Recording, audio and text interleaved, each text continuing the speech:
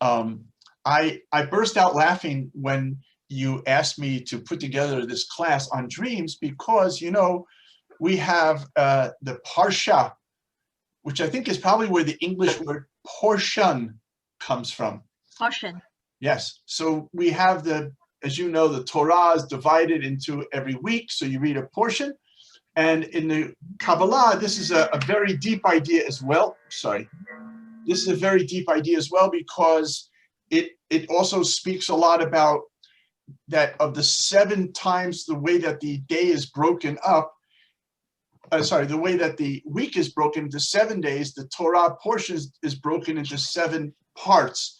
And there's a lot of energy inside each part of that aliyah, of that section of the portion that relates to the actual life that goes around you. In other words, if I really knew how to learn the parsha, the portion, I have a question here.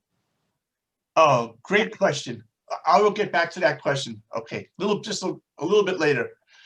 So then the person wouldn't even have to read a newspaper because they could already see on what's happening from the inside circle. So anyhow, this week is the beginning of the whole story of Joseph and his dreams. This is the first dream that appears in the Bible. And then all of a sudden, like you're asking me, like, hey, can we do a class about dreams? So it was like super cool. I just thought that was amazing kind of an intro. Now, the word for dream in the Holy Language, in the Torah, the word for dream is called a halom. And the word halom, which is chet lamed vav mem sofit, is connected to another word in Hebrew, which is called chalon. Chalon is the same spelling, except at the end, instead of it being a mem, it's a nun. And the word chalon means window. Because a dream is a window to another dimension. That's why it has the same connections in the word between a window, a chalon, and a dream, which is a halom. Now, the difference, obviously, between a window and a dream is that if you look out the window, it's very clear what you see, right? You don't look out the window and see something, but it's really not that. I mean, okay, maybe if it's a ghost flying by, but that doesn't happen all that often, I hope. However, most of the times when you look out the window, what you see is what you get. By a dream, it's not at all like that. In fact, what you see could probably not at all be what you get. And so therefore, it's only compared to a window in the sense that it's an access point, it's a portal to another source of information or another dimension, but it's not like a window because unlike a window, one cannot rely merely on what a person sees. Now, before we're going to get into all this in depth, and we will, excuse me 1 minute, sorry. And we will, you know what, just bear with me for 1 second so I didn't realize I would have these distractions here. I apologize.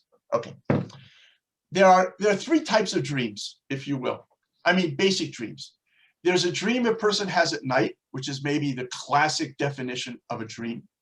There is a dream that a person has during the day, which in English we call it a daydream, right? Suddenly you realize that you're not where you are. Your mind has wandered and you're dreaming even though you are awake. And then there's also another use, again, even in English, and so too in Torah, of dream as something that you long for, wish for.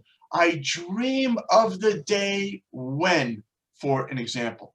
And so therefore, all 3 types of these dreams have very serious common denominators, and they all impact one another. For example, on the level of a daydream or a night dream, while it is a projection into another dimension, it's also an aspect of not being where you are, right? Because you are wherever you are, but your dream takes you elsewhere, just like your thoughts can take you elsewhere. a life dream can also have reality to it through what we call the power of visualization. In other words, if a person knows how to use their inner soul's power to take something from the higher world's vision and to bring it down until it actually becomes a reality, so then that means a person can fulfill even one's life dream. So these are techniques, but they're all about the idea of seeing something that's in front of you. Like when you dream something, it's telling you something about your future, whether it's your daydream, wishing, or it's your night dream, being given a message from different dimensions, which we will talk about in a few more minutes, or even if it's your life dream, it's all about projecting into the future.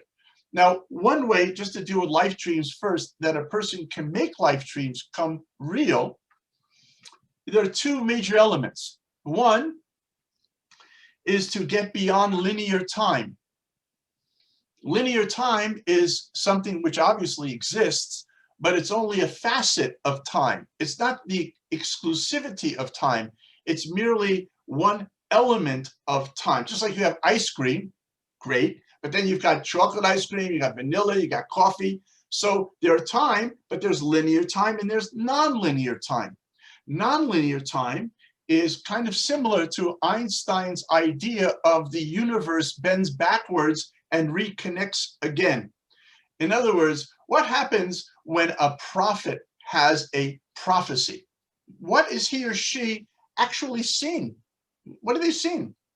So prophecy, because dreams are called 1/60th of prophecy, so they are in the same vein as prophecy, but just a much more watered down version. But let's go to the higher version of prophecy. So what actually is happening? So a prophet is seeing something existing which in linear time hasn't existed yet, right? Because the future hasn't happened yet according to linear time. According to nonlinear time, everything has already happened. So therefore, when a person can transcend linear time, so then one can move through time, which is what the vision of the prophet does, to see the reality as it is, not as it will be. He's actually, or she is actually seeing it as it is, because on that plateau of time, everything is existing at once. This is hinted at in one of the higher names of God, which I'm careful not to pronounce, so I'll just say it as Yud and Hey and Vav and Hey, the four-letter name of God. This name of God is a conjugation of three words of was, is, and will be, meaning from a godly perspective, there is only now. There is no then. It's all now. And that level of Yud and Hey and Vav and Hey is the name that is applied to Shemayim, to heaven, as opposed to Elohim, which is the name applied to earth, or as opposed to other names which are even above the name of Yud and Hey and Vav and Hey, but they're not really relevant right now. So that idea of from heaven, so to speak, from Shemayim, from that perspective of nonlinear time, the prophet is merely patching in to another place. Let me give you an example. People like to talk, or science fiction writers like to speak about the idea of time travel, okay? So time travel sounds really cool, but guess what? Every time you move, you are doing time travel. Why? Because you cannot move in space without time, miles per hour. In other words, if you could look at it like this, the distance between this hand and this hand is 1 foot. Or you could say the distance between this hand and this hand is 1 second. Because for this hand to come here, it needs not only to traverse space, but it also needs to time travel. Because you cannot move in space unless there's an allocation of time. So even on the most simple level, we are already time traveling. The question is, Could one do more advanced time travel? Well, the simple answer is yeah, if you can release yourself from this vehicle, right? If you can get out of your car and get into an airplane, you're not a different person. You're just taking on a different vessel. So on many levels, there are those who have learned how to come out of their body, not die, because you get out of your car, you're not dead. You get back into your car once you need your car again. But to be able to come out of your body, therefore, no longer limits you in a physical place. And therefore, now one can travel to any period in time. Why? Because all periods in time exist simultaneously. That's, in a nutshell, the idea of prophecy. But on a more practical level, for us simple mortal human beings that haven't quite gotten to that and probably never will get to that, there's another idea of life dream. The Talmud says a very interesting thing. The Talmud says that somebody who doesn't dream for 7 nights is called an evil person. Nikra Rasha, that's the language of the Gemara. Somebody who has no dream in 7 nights is Nikra Rasha, is called an evil person. Now we have to look at this carefully. First of all, what the heck are the rabbis talking about?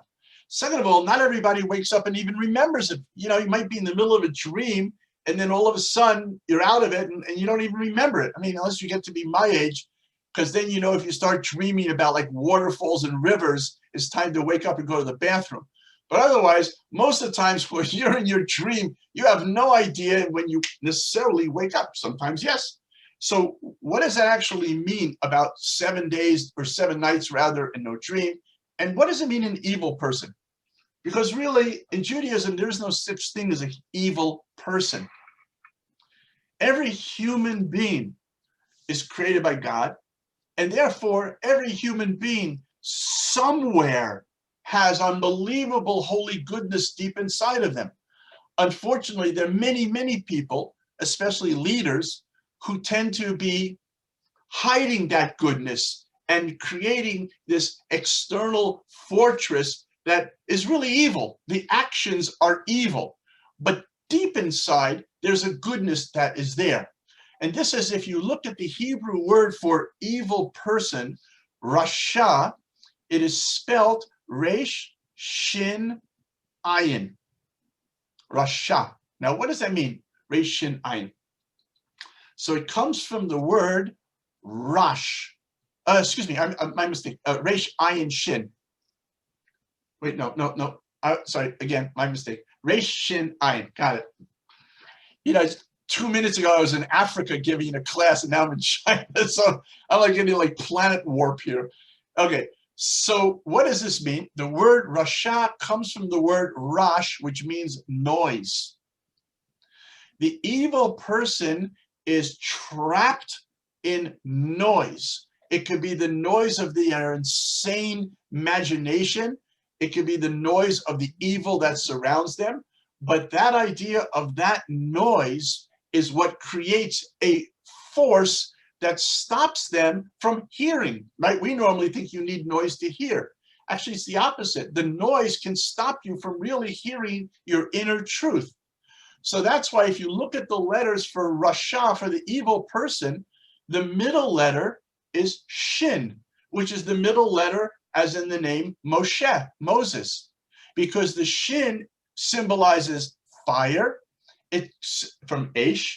It symbolizes Shalom, from peace. It also symbolizes Shekhinah, the divine presence, because again, inside every person is a holy fire of the divine presence.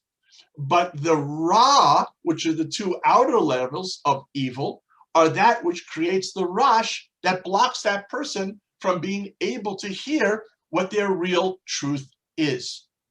So therefore, the number 7 is often used as a symbolism of an entire lifetime. This is why on Passover and on Sukkot, there's 7 days, because King David said that a person's life is like 70. Now, that doesn't really mean to the age of 70, even though King David, ironically, lived only 70 years. But it doesn't mean necessarily a physical 70 years. What it means is that in the format of Bereshit, of creation, where there are 7 facets symbolized from Chesed to Malchut, from kindness, going down the various tree structure, which symbolizes the human body, to the feet, which is the kingdom. These 7 components, which are also the 7 days of creation, these ideas of these 7 are something which really symbolizes the aspect of creation. So the idea of 70, 10 always is perfection. So 10 times 7 is 70, which is the perfection of life. So the Gemara means to tell us that a person who lives their life without a dream, if you don't have a dream, something that you know, Martin Luther King, I went to the mountain, I had a dream. If you don't have a dream, then your life is worthless. It's just noise. It's just going from one restaurant to the next restaurant, from one movie to the next movie. There's no lack of noise that will keep a person distracted until they have wound up wasting their life. You know, we have an expression, or a mitzvah actually, that between the holiday of Passover and the holiday of Shavuot, we count 49 days. We're not going to go into that now because we're going to stay on dreams, but I want to draw one point from that. There's a very deep lesson. There are 2 ways that you can grow. You can either grow older or you can grow wiser. You can either age or you can sage and become a holy person. And the way that you do this is you either count your days go by or you make your days count. If you woke up every morning and realized that your day is worth more than all the gold in the world, and you held your day in your hand as if it was a pearl, and you are building this beautiful pearl necklace with each one of your days, you would never waste time. You would always see each second and moment as an opportunity to build and to build and to build. But the only way that you'll ever, any of us that will be able to build, is if we have a dream, if we have a goal. So this is a life dream. So a life dream, the way that we build this is in hindsight, meaning, unfortunately, I can't remember the name of the philosopher, but his line was, man, meaning human, have 2 eyes in the front of their head looking forward, but the only direction they can see is backwards. Because nobody can see what's in front of you. You can't tell me what's going to happen in 5 minutes from now. You might think, we might think we know, but nobody knows. It's only in hindsight can you see. So therefore, the trick is to live your life in hindsight. Imagine you're 120 years old and it's the last day of your life. And now you're looking back to today, time travel, right? And now you're looking back to today. What, when you're 120 years old, will you want to have seen of what you did with your life? If you have that perspective of what you want to accomplish in your life by putting yourself in a very sober moment, the day of confronting one's death, which nobody wants to think about, nobody wants to talk about, but it's a gift. Because if we realize that there will be a time when we will end, then it makes all of the time when we're alive precious, because it has value. So if we could put ourselves here and in hindsight see, what will I have wanted to become as a human being? What will I have want my grandchildren to say about me? When I look at that perspective, then right now, every time I do something, I do it with that in mind. Okay, that's life dream. Now let's come to night dream. The idea of the dreams of the night, because that's the classic aspect of dreams when people talk about the words dreams. So the Talmud divides the night into 3 parts. And depending on which part of the night the dream is received will depend on where the dream is stemming or sourcing from. So the first part of the night, if you could just imagine like a semicircle, right? That's the night as opposed to the rest of it, which would be the day. So just make it into like a third and a third and a third. So the first third, which is like, let's say from when you go to sleep, that first third, as is all three, are given symbols as to how to recognize which period of time you are in. But these symbols are not just like street signs. These are symbols which we will see that goes much, much deeper.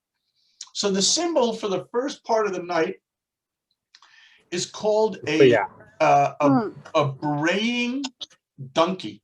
That's the first part of the night. Now, the braying donkey means a bray. I guess the word bray, a donkey makes that noise, whatever it makes. I can't do donkey noises. Sorry. I failed donkey noises in high school. So the donkey makes a braying sound. What does this symbolize? So the word in Hebrew for donkey, which is chamor, is connected to the word chomer. It's the same spelling, only the vowels are different. And chomer means physical. So when you want to talk about the physical world, the term that is used is called chomer. And the donkey is a symbol of an animal with a very low level of intelligence and an animal which is a very physical element. Now, it goes more than that. The same word or letters which spell chomer and chamor, donkey and physical, also can be rearranged to spell the word ramach. In other words, instead of chet, mem, resh, you switch the letters, it becomes resh, mem, chet. And a ramach is a javelin. It's a staff. It's a pole. When Pinchas went in the biblical story in to kill Zimri, he used a ramach to, as we say here in the Middle East, to kebab, to shish kebab them, to spear them. And what he did was he speared the two of them, and then he lifted them up over his head, and the two bodies on this pole, he came out of the tent and showed everybody what was going on. What is going on? What's that story all about? Other than it sounds like an amazing act of Hercules, what is the story?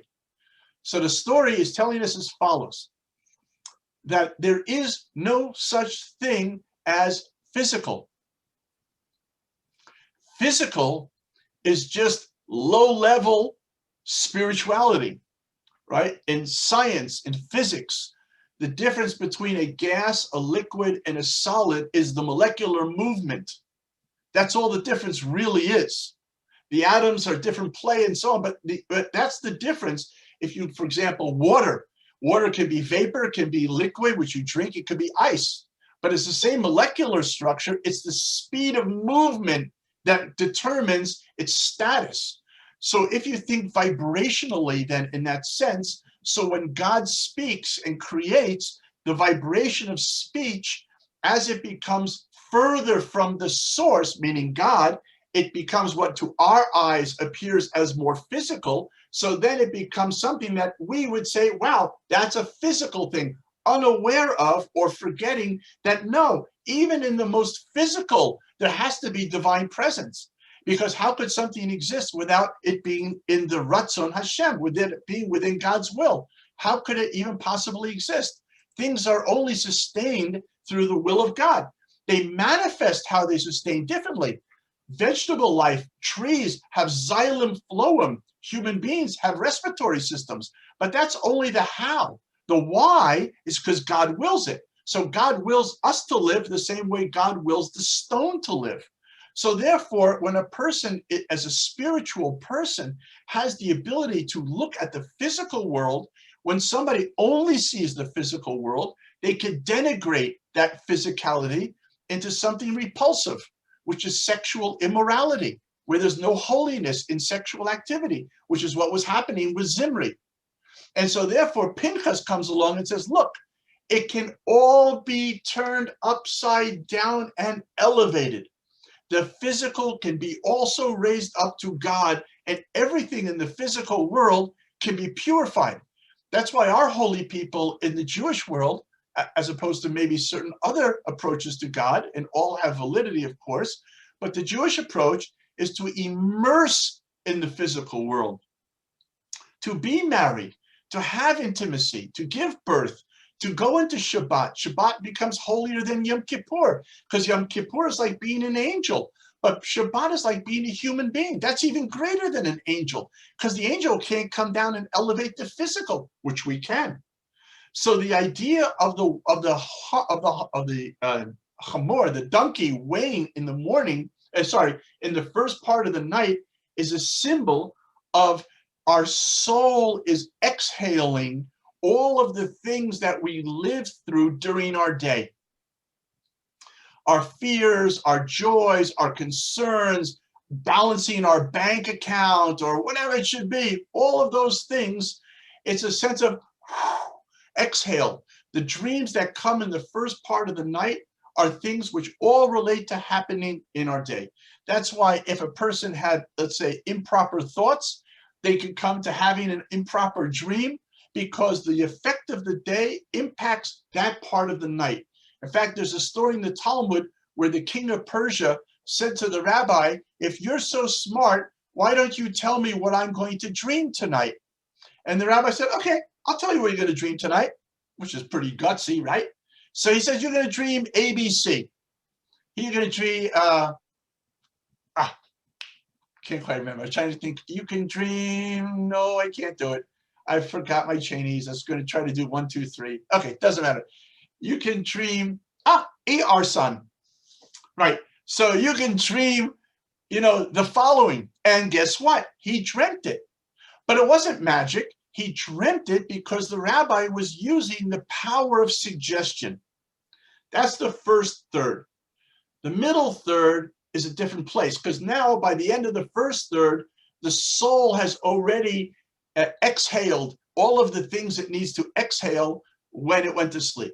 By the way, according to our tradition, the soul can only be perpendicular to the ground. So as a metaphor, when a person lies down, their soul is still erect. And the angel of death, because sleep is 1/60th of death, the angel of death, like with a sickle, comes along and harvests all of the souls of the people that are sleeping.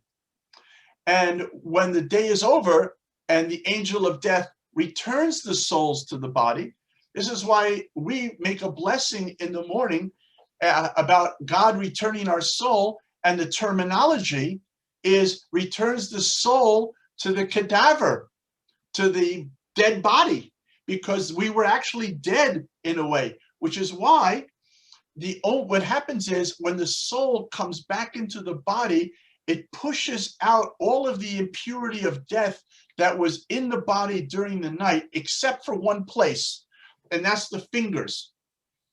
The negativity of death in the body remains in the fingers. Now, I'm not suggesting that you can do this. If you want to do it, it certainly won't hurt. But at least we do, as Jewish people, what we do is when we wake up in the morning, the first thing we do is we take a vessel and we fill it with water, and we pour 3 times, like 1, 1, 2, 2, 3, 3. Always the left hand serves the right hand first. And by pouring that water over the hands 3 times, it removes or purifies the hands from that death that is still lingering in one's fingers. Now, these are levels of sensitivity. For most people, they'd say, what are you talking about? Of course, I understand that. A lot of people listen to radio on AM. But if you prefer FM, where you get better music, so then there are things you can do to purify yourself and move up, get out of high school and get into the college level of life, and then go for your master's in life. And then before you leave, get your PhD in life. You don't just have to live on the same plane. You can grow and go to new levels. So this is an important thing. This is why we also wash our hands before eating bread. And it's interesting because the blessing that's made over washing the hands is the standard opening, and then it goes to the words, I'll say in Hebrew first, al netilat yedayim. Yedayim are hands. Question is, what does natilah mean? So the actual translation of the word natilah means to lift.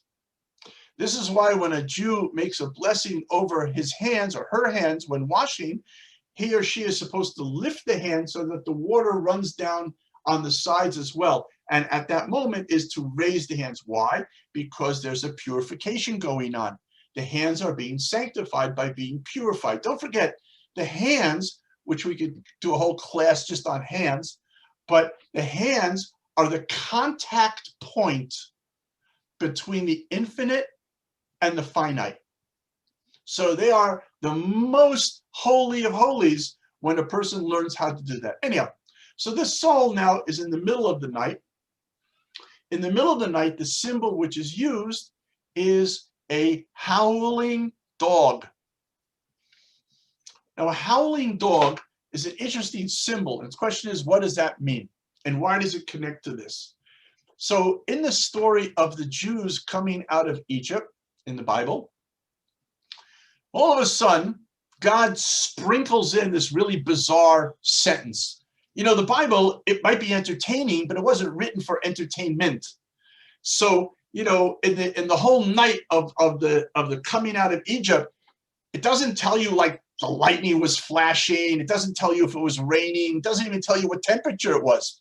Did they all come running out in fur coats, or they all came out in t-shirts? Right? It doesn't go into that kind of stuff. But all of a sudden, for some reason, it says, and not one dog howled. Okay, gee, thanks. I really couldn't have, you know, I wouldn't have been able to understand the whole story of coming out of Egypt if I didn't have that piece of information. What's that?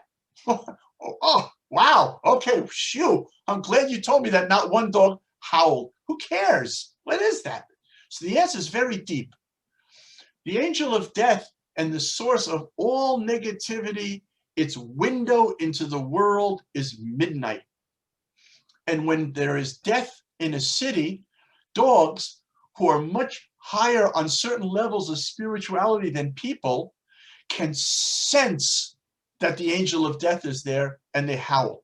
I don't know if you're familiar with this, but there are dogs they use now, people who, God forbid, have epilepsy, because the dogs will howl before them, like a minute or 30 seconds before the person has an epileptic seizure, because the dog's sensitivity can perceive that this seizure is about to happen. And I don't know if you're familiar, but in epilepsy, one of the biggest dangers is the falling. The person, when he falls, can do terrible damage. So that 30 seconds or 1 minute is enough opportunity for the person to lie down. It won't take away the seizure, but at least the falling has been prevented. So the word in Hebrew for dog is kelev. Kelev is a combination of two words, kol lev, all heart. And that's why if you ever see with a dog can immediately sense if you're afraid of it or not. If a dog senses that you're afraid of it, it'll bring out a dark side of the dog. If a dog sees that you love it, it'll like run around. And it reminds me of a terrible joke I probably shouldn't tell you, because you're all such nice people and you probably think I'm like a really good rabbi, but I'll ruin it. And I'm going to tell you one of my favorite, really stupid American jokes. How do you know, can't believe I'm doing this and it's recorded no less. How do you know who loves you more? I mean, you could put in what you could say. I learned it as your wife or your dog, but you can also say your husband or your dog. It works. You can fill in the blank. But I'll tell you the way I heard it, right? So how do you know who loves you more? Is it your wife or your dog? So there's a very easy way to find out, a simple test. Take both of them and lock them in the trunk of your car for a half hour. Come back, open the trunk, and see which one's happy to see you. All right, I know it's horrible. I know my wife would be coming up with a baseball bat, but the dog at least would be jumping like crazy for joy. But it's really a story to teach us, though. Maybe we should be like dogs like that. Maybe we really should express our love with that kind of enthusiasm all the time to somebody who really like your husband or your wife or your dearest friends who put out for you. Just don't ever take it for granted, but always, just let the heart gush, let it feel. So the dog is a very holy animal in that sense, that it has that feeling. And so it's interesting too, by the way, the sages say that the dog was destined towards the end of days, which is the period we feel we're in now, to become man. When I say man, I mean human beings, of course, man's best friend. So it's really interesting. I don't know, I mean, dogs always had positions in time and throughout history, but maybe more than ever now, you have dogs even wearing designer clothing, but we won't get into that. So anyhow, the point is that the howling dog it senses death.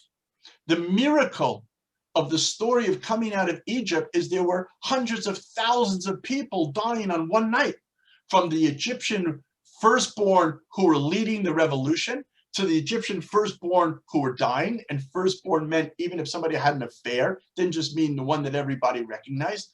And there were really a lot of people dying. And the dog kept quiet because it realized that this death was not happening through the angel of death. It was death from God. So therefore, it was at peace. But the symbolism, therefore, is used in those periods, or dreams rather, that come in that period of time, in the middle of the night. These can be the darkest of dreams. But don't worry about that. We're going to come back to that in a minute. I just want to finish the third part. The third part is, again, part one, you kind of like separate from your physical day and all the things that were going on. Part two, you work through your negativity, but now you've worked through your negativity. Now you come to part three. It's kind of like creation. Creation, part one, you live in this world, you deal with the physical world. Part two, you go to hell. And if you were a good person, you just walk right through and it doesn't even bother you. But if not, then you have to see hell as rehab, right? And it fixes the things which we didn't fix. And then once it's all fixed, we're in heaven. So that's the third part. And the symbolism that's used for that part is a wife whispering to her husband. Now, we said before, when we talked about life dreams, we talked about the fact that in a life dream, you have this noise, the noise which prevents you from hearing. And therefore, that's why the terminology of voice here is a whisper, because a whisper is something you have to really, A, have complete quiet, otherwise you won't hear it. And B, you have to be proactive. You have to really listen to hear a whisper. So, and the idea of the woman talking to her husband doesn't necessarily mean a woman and a man. It means the soul, which is the woman, talking to the man, which is the body. So this period here, these are the period where the greatest messages come through in the dream. The dreams that a person has just before they wake, these are the ones which have the highest level of prophecy in them. Now, the question here, or the issue here, is that dream, or the world of dream, is 180 degrees different than this world of reality. I mean, assuming it's reality, whatever reality means. But the world that we live in, it's 180 degrees different. For example, in this world, things exist regardless of whether or not you have an understanding as to what they are.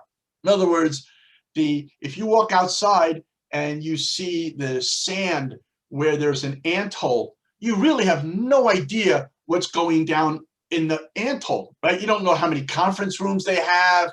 You don't know what kind of stockpile of food they have. You don't know. I mean, you've studied in university ant farms, but you don't know about this one. But guess what? Even if you don't know, it still exists. Its existence is not dependent on interpretation, which is not the case by a dream. A dream's reality only has substance pending its interpretation. In other words, a dream is not in this dimension. The way that the dream can move through the portal and become a viable element in this world, it has to pass through interpretation. The human interpretation through the power of the soul and the physical body, lassos the dream, if you want, and can pull it down into this world. And by doing that, it impacts its message. For example, again, I apologize, I forgot my name of my philosophers, but there's a philosopher who not long ago talked about the idea of, can we really see something objectively? Or by the fact that we are observing it, that already changes it. In other words, it's like you're trapped, catch-22. If you don't observe it, you have no idea what it is. But if you're observing it, then you're in it with it and you're changing it because you're observing it. So here, it's like the other way. It's precisely the way you observe it that's part of how the dream's energy can be transformed and impact in this world. This is why, at least for the Jewish people, we assert that a dream has no value unless it is interpreted. So now let's go back to the bad negative dreams. In truth, really, if you want to ignore any and everything you ever hear in a dream, no harm will come to you. It's only once you fear a dream, that fear creates a landing stone upon which the negativity of the dream can land on. But without any fear, the dream has no legs to land on. So therefore, if a dream really, really bothers you, you can fast, not eat. By Jews, not fasting doesn't mean, but you can drink water. But fasting means, as you say in Chinese, garnished. It means nothing whatsoever. That was actually Yiddish, I was only kidding. So it means that you can't drink or eat or anything. So you can fast, and the cleansing of the fast will remove a bad dream. However, if it doesn't completely freak you out, but it bothers you, there's another very easy way that a person can deal with that. And that is, go to somebody who you trust, that's really important, and love would be even better, and simply tell them the dream and have that person say, no matter what he or she hears, 3 times. In Hebrew, we would say, cholam tov, cholam tov, cholam tov, which means it is a good dream, it is a good dream, it is a good dream. And even though it sounds like abracadabra or magic, the fact is that by putting the word good 3 times, associating it with this dream, regardless of how the dream actually looks, will transform that energy that was perceived as negative into positive. Now, let's say it's not a dream that bothered you. Let's say it was a dream you really liked. How do you pull the energy out of that? So again, there you also want to go somebody you can really trust and have them interpret the dream.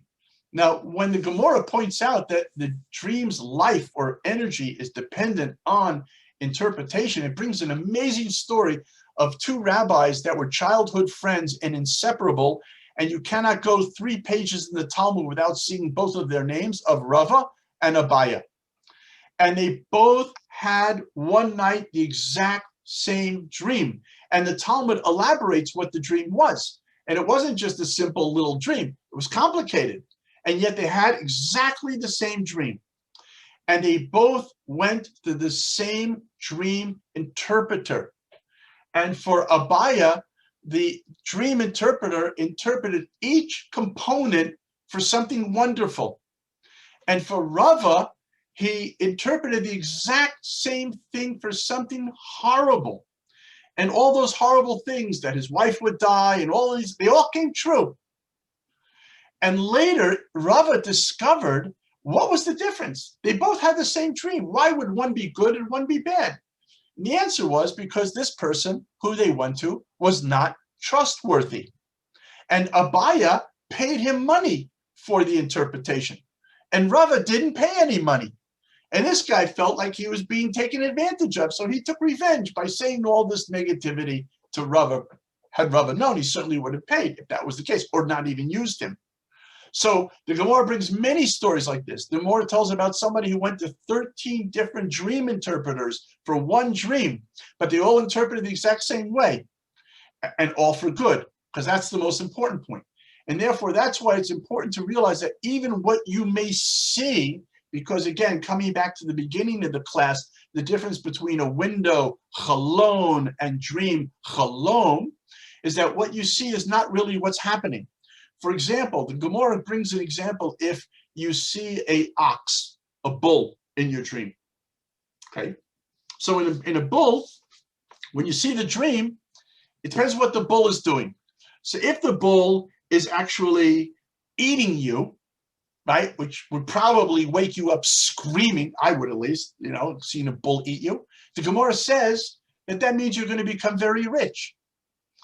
If you see the same bull, but he's goring you with his horns, it's also hara, right? Gemara says it means you'll have beautiful, wise children.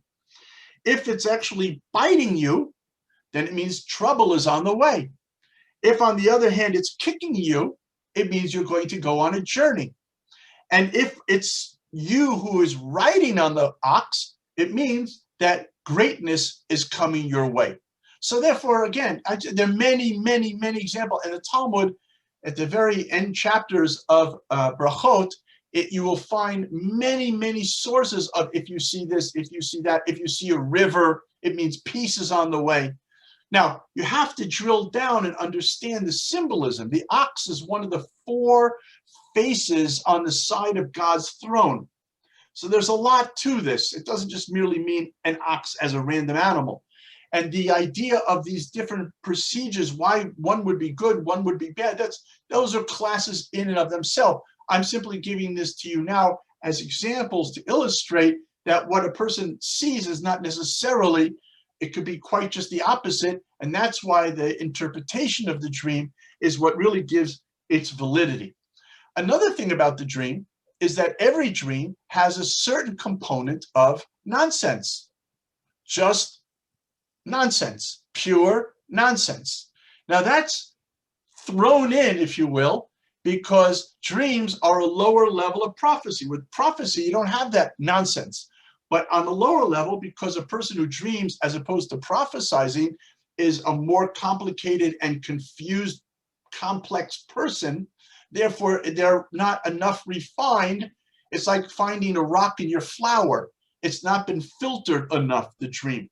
So coming to this week's Parsha, you have the dreams of Yosef at the very beginning. And in those dreams, he has these 2 dreams. And these 2 dreams, unfortunately, leads to some really bad relationships between him and his brothers. But what happens is the brothers laugh because when they hear the nonsense in the dream, because in the dream, when Yosef is talking about the sheaves or the stars and the moon and the sun bowing to him, it suggests that it would be 12, which would mean even his mother. So the brothers said the dream's nonsense because your mother's dead. She's not going to bow. Yaakov, on the other hand, understood, this is a really heavy dream. This is something that to pay serious attention to. And because it has nonsense in it, that's the way a dream is. Dreams contain nonsense. So that's another reason why an interpretation is very important, because it's hard. You cannot, I don't know if you have this when you were kids growing up in China, but we used to have a game we used to play in New York called Leapfrog, where one person would like bend down and the other person would jump over him, and then that person would jump over him, and like frogs, one hopping over the other. So you can't do it by yourself. You can't leapfrog over yourself.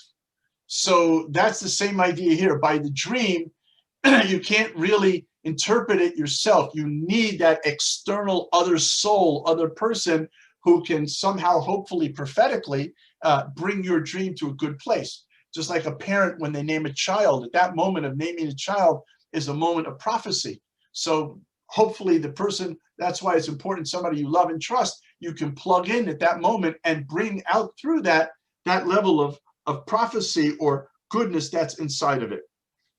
By the way, there's a story. There was a Jewish city, I don't know if you've heard of this city, in Europe about, I don't know, maybe 150 years ago, called Helm, H-E-L-M. The people in this city were known as extremely intelligent.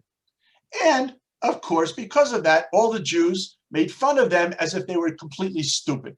And they became known, you can find it. They're very funny, they're cute stories, children love them as well, called the Wise Men of Helm. I'll give you one example, and then I'll get to the one I wanted to tell, because they all have deep meanings, even though they're made as jokes. So in Europe in those days, I know this is hard to believe because the world we live in, but like one of my kids once asked me what my email was when I was at college. I had to tell even Bill Gates wasn't, hadn't even started Microsoft, let alone email. But anyhow, there was once upon a time, a day when there were no alarm clocks or electricity. And people had these, like, especially in those parts in Poland, these wooden shutters that closed the window. So you had a guy who in Yiddish was called a klopper. Klopper means to clop, to hit. And he had a stick with like a hard ball, and he would go at 5 in the morning and clop on each person's shutters so they would wake up to come to services and to pray together. That was his job. He was known as the klopper. So this story, he's now an old man. There's 10 feet of snow. It's the middle of the winter. And he calls the rabbis to his house. He says, look, I'm very worried. I'm an old man. I don't feel well. There's a lot of snow. I don't know if I'm going to be able to go out tomorrow morning and clop on everybody's shutter and wake them up. So the rabbis of Helm thought, I know what we'll do. We're going to go now and take off the windows, all the shutters, and we're going to bring them to your bedroom so you can just hit them from your bed. So that's a story that symbolizes the irony and humor of Helm. So the story I want to share is a different one. The story starts off with a guy who has a dream. And in the dream, he dreams that he sees a bridge, and underneath the bridge on one side is a huge treasure. So he wakes up, he says, wow, I know where that bridge is.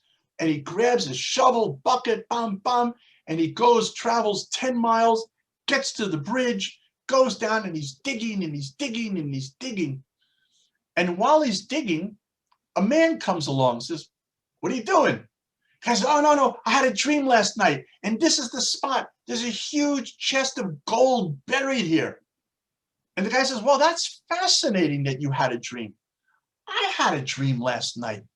And in my dream, I saw a house, and underneath some of the wood, underneath the floor, was a huge chest of gold. And the man who's digging says, well, you had that dream. That dream is my house. And he runs back to his house, and he pulls up the wood, and there's the treasure.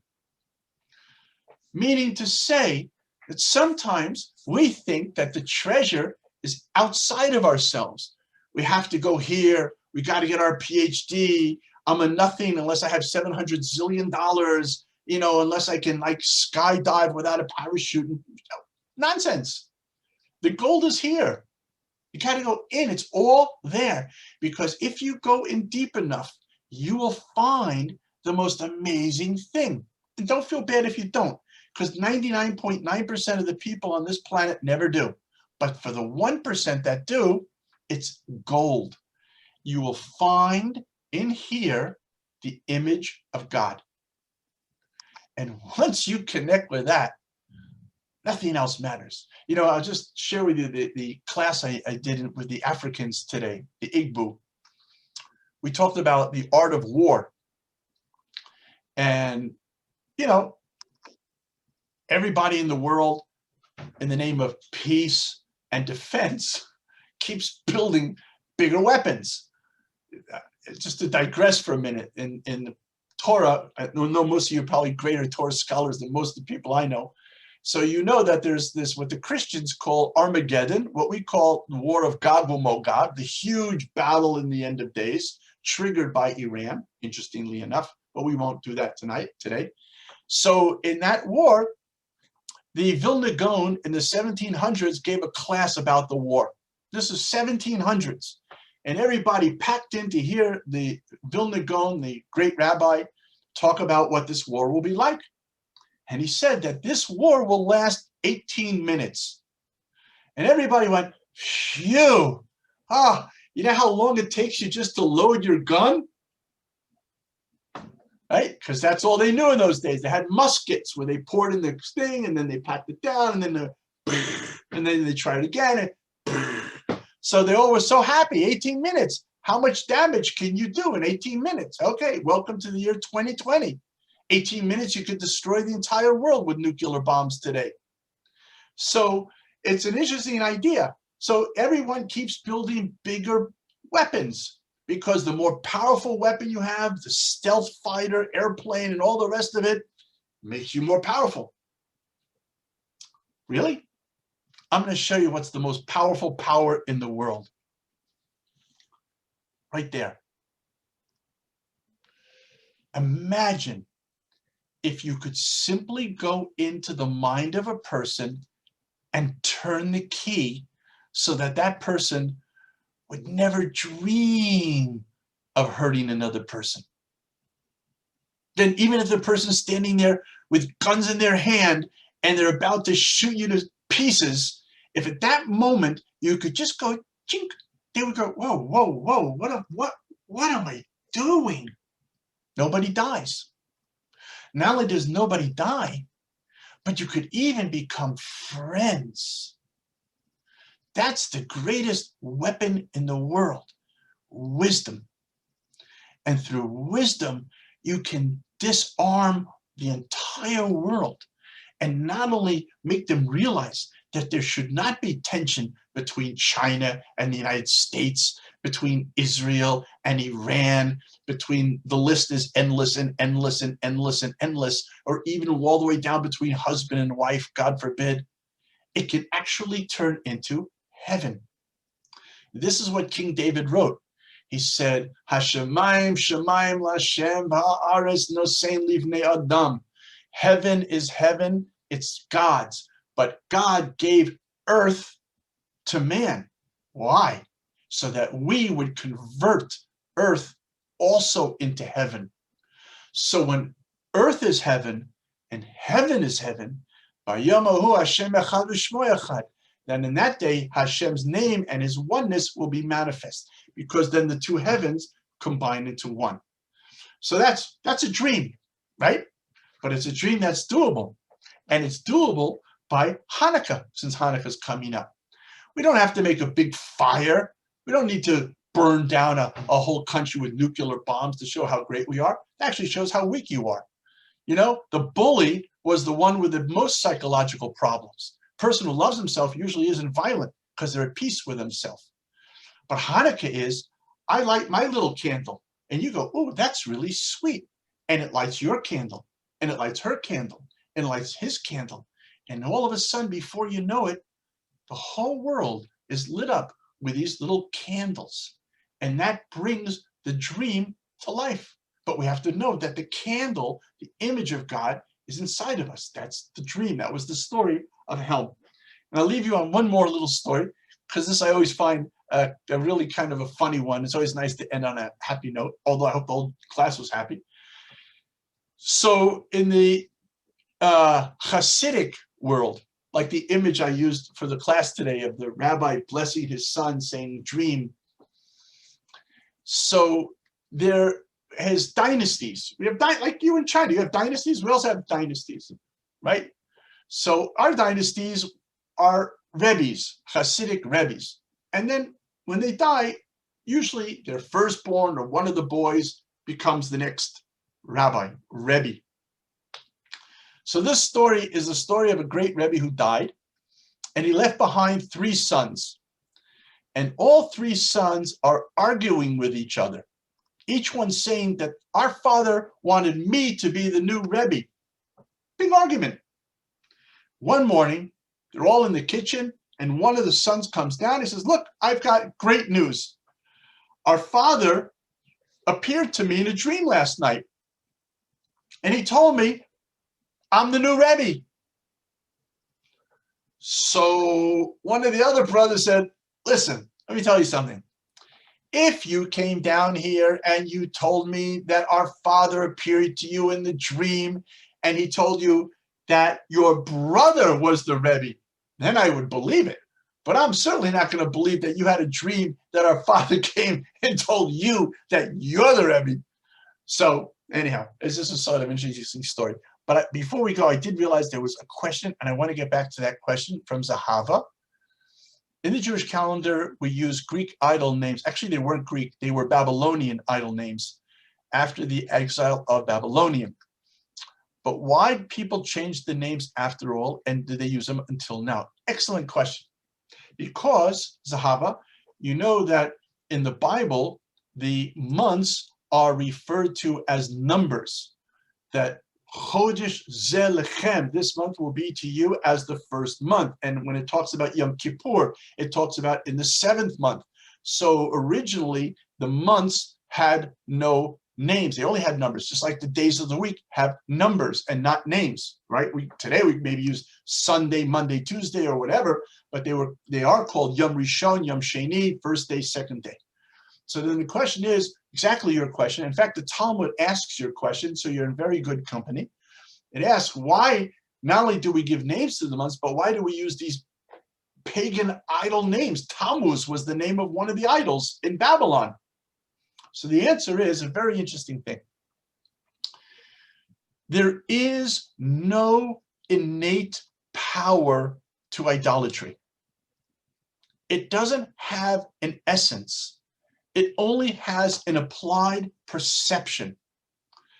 For example, when we use the holy name of God, Elohim, we distort it. But when we talk about idols, we say Elohim Acharim, other gods.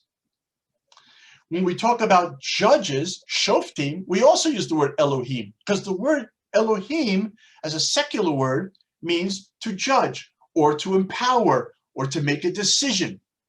So Elohim Acharim, other gods, are bodies of energy and power that God created through which things come down into this world. That's why the word for magic in Hebrew, kishuf, really means to manipulate. Because what is magic? It's you're going into higher worlds and you're switching the lever so the energy, like trains, you play with trains when you were a kid, and you had the little thing and the train would go this way or go that way. So everything in the higher world, the energy comes down according to which way the levers are turned. Now, if it's within the will of God, then it comes down as a blessing. But through magic, you can actually turn it and it comes down into the world as well. But it's just not as a blessing, it comes down as magic. So those central bodies that are the distributaries of the oneness of God's energy into the world, these are gods as Elohim. But they're only as, not gods as divine, gods like judges. That's why you never hear Hashem Acharim. Nobody ever says Hashem Acharim, because everybody knows there's only one God. It's only on the level below Hashem, the level of Elohim Acharim, that this applies. So innately, it has no life of its own. It's just that we ascribe it. That's why in Jewish law, the way in which idolatry is nullified is when the person or people who built the idol say, we must have been nuts. That's not God. And poof, the element no longer has sanctity. In fact, it's interesting. This was last week's Parsha. After the battle of Shechem, Yaakov turns to his children and says, take all of those unpure things, all of those idols, and bury them. Why do you say bury them? The law of items which are idolatry are burnt. But the answer is because once the idolatry has been nullified, they shouldn't be used, but they no longer need to be destroyed. So therefore, the Jews coming out of Babylon was a destruction of the idolatry that the Babylonians believed in the same way that when the Jews came out of Egypt, it was also a destruction. Because in fact, this might be one of the major sources of anti-Semitism in the world. Because many times what happens is the Jews absorb the missing divine sparks of the original vessel of the Garden of Eden. And once that's depleted, the nation that they were in, the lights go off because there's no longer a holy mission to be accomplished. And those sparks, when they're all brought back to Israel, rebuilds the original vessel of light of the Garden of Eden. But therefore, that's why they use those names, precisely to show that those gods, which were never gods to begin with, had all been nullified.